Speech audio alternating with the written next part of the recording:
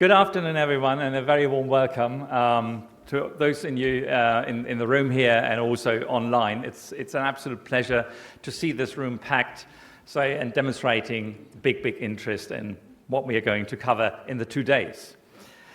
As Fred said, I'm going to cover a more dampening theme, so bear with me, but there's hope out there, I promise. The world is going through times of dramatic change.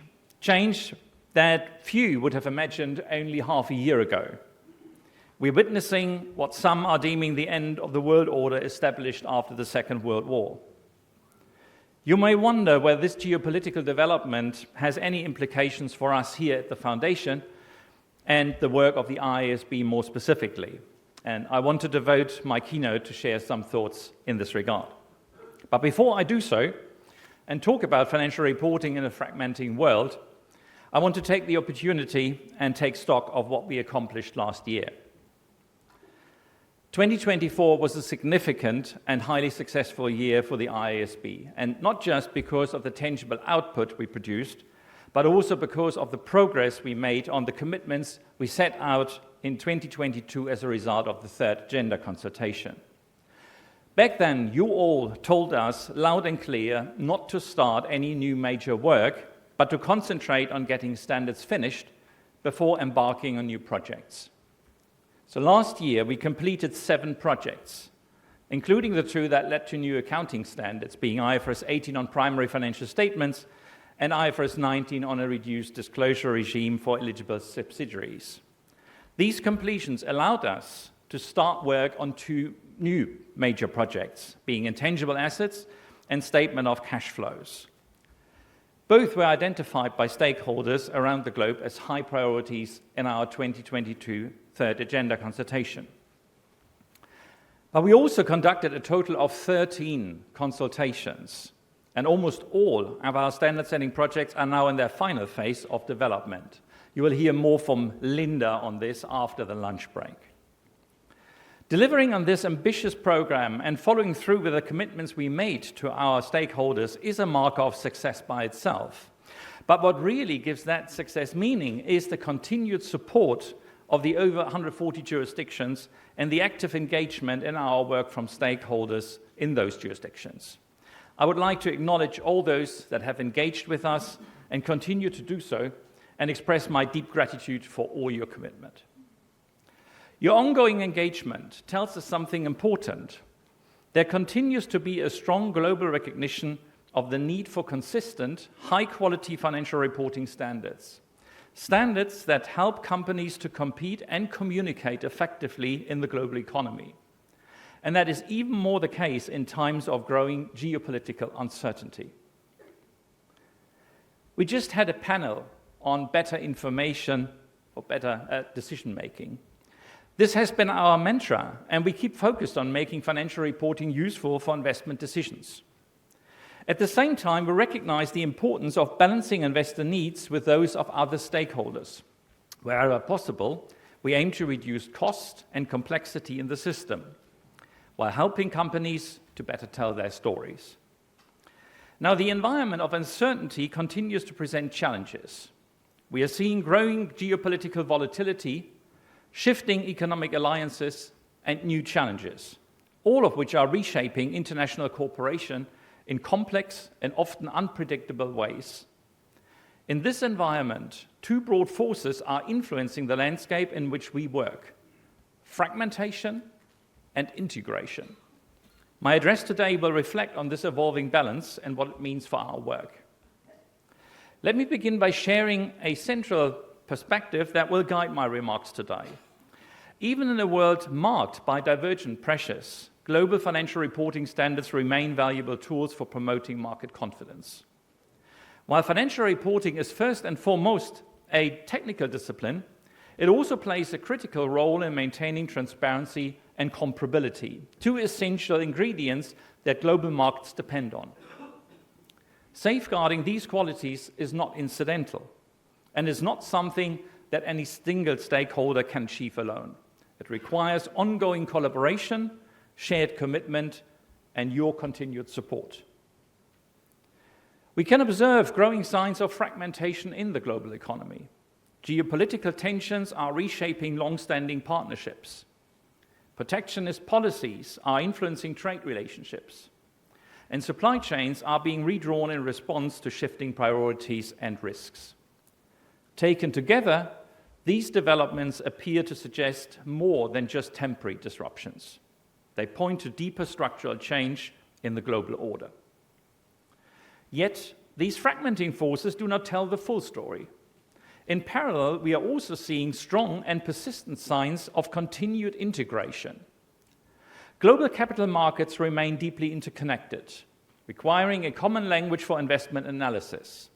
Investors continue to demand consistent, comparable, cross-border information to make informed decisions.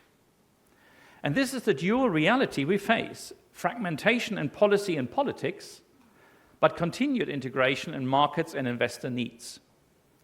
Financial reporting sits within this tension.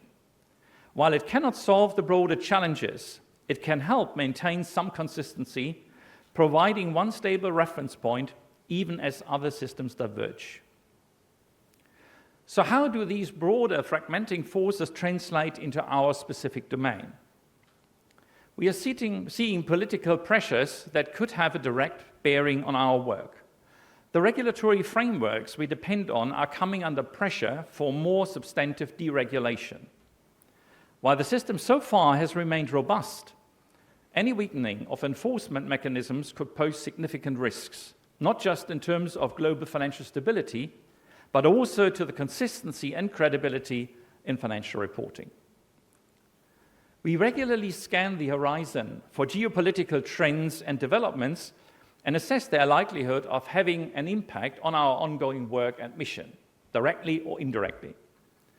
Even though most geopolitical challenges extend beyond our mandate, we cannot and should not lean back and let go. We are part of an ecosystem with other stakeholders, and we all play our part to achieve the ultimate greater good.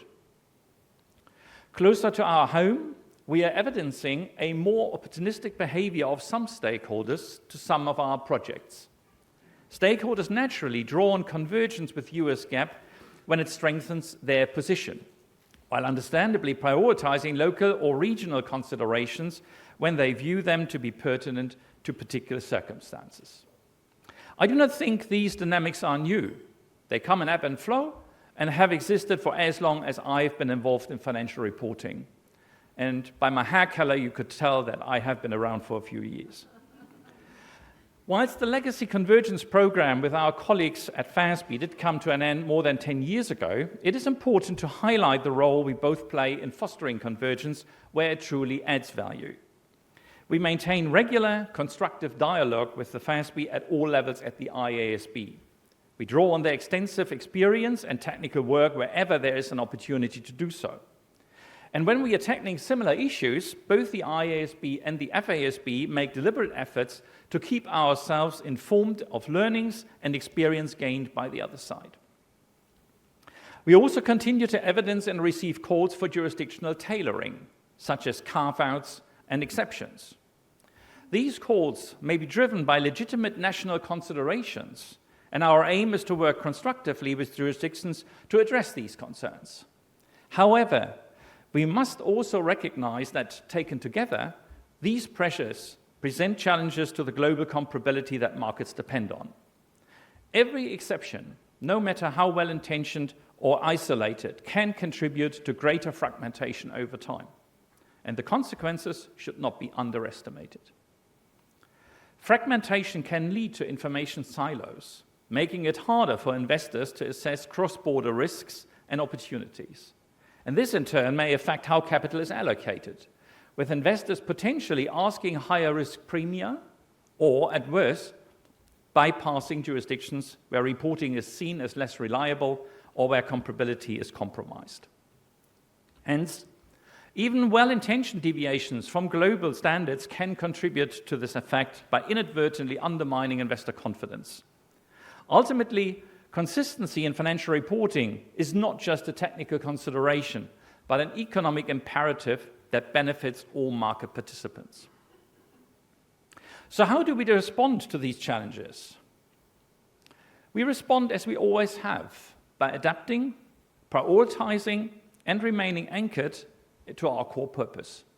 We remain committed to helping stakeholders navigate financial reporting, even in changing world order, and by removing unnecessary costs from the system wherever possible. Our most recent work shows this commitment in practice, so let me point you at 3 recent examples for demonstrating our agility, how we help remove cost from the system, and how we are addressing the reporting of uncertainties. As to agility, I would like to point at the changes we have made to IFRS 9 to address the topic of sustainable finance and how it is reflected in the accounts. We also amended the literature for what is deemed an own use contract to help stakeholders address the challenge around renewable energy contracts. On both accounts, the board moved swiftly and finalized solutions in less than 2 years. IFRS 19 is a good example of how we responded to stakeholders' calls for reducing the reporting burden for companies within a group. The standard allows eligible subsidiaries to apply IFRS accounting standards while reducing their disclosure commitments. It is a practical, tangible example of how we are reducing reporting costs for companies without compromising the integrity or the usefulness of the information provided. And finally, regarding addressing uncertainties, I would like to point at our project of reflecting climate-related risks and uncertainties in the financial statements, where we've just voted to publish a suite of 7 illustrative examples that demonstrate how our principle-based literature applies when considering whether and what to report in the financial statements, taking climate risk as an example. We aim to publish a near final draft in July, and we'll be making that available on our website to allow our stakeholders early access. These are just 3 examples of how we have helped and continue to help stakeholders to navigate through challenges. Each timely response helps reinforce trust in the system, even during periods of disruption. Let me conclude by returning to my key perspective, that even as the world experiences fragmenting pressures, global accounting standards continue to hold value within our specific domain. They provide a point of consistency in an evolving and often uncertain global landscape. This is not a theoretical claim. We continue to receive strong support from global investors and securities regulators who recognize the important role that these standards play in promoting trust in capital markets. Our direction is steady, even when the road is not always smooth. We cannot prevent fragmentation. That lies beyond the power of any single organization. But what we can do is provide and maintain high-quality global standards, support consistent application, and work constructively with our stakeholders to sustain confidence in the system. By doing so, we contribute to better reporting and to stronger, more resilient capital markets. We help support efficient capital flows, better risk assessment, and more informed decision-making. This does not mean that we can overcome fragmentation, but our work matters because integration in market demands trust in the information that flows across borders. If we stay grounded in that purpose, we can continue to serve effectively in this changing environment. Thank you.